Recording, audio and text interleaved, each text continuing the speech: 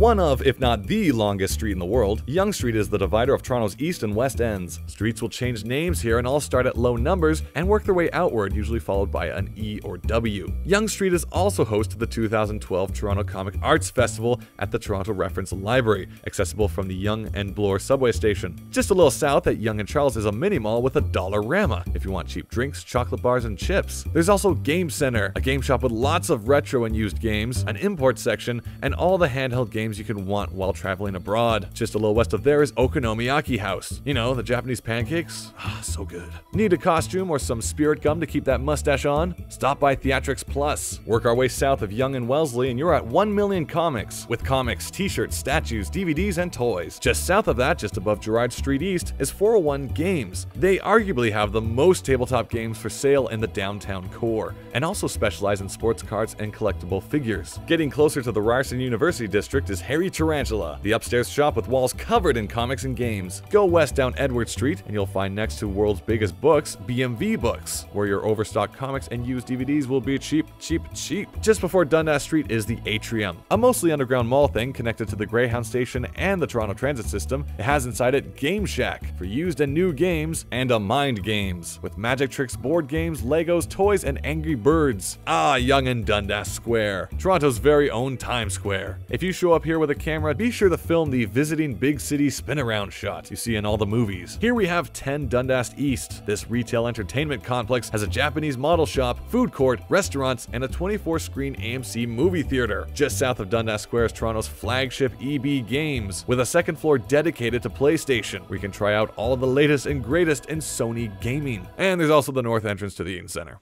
It's a mall. That's all for this area. Check out more videos by clicking locations on Geek Trip Maps Toronto.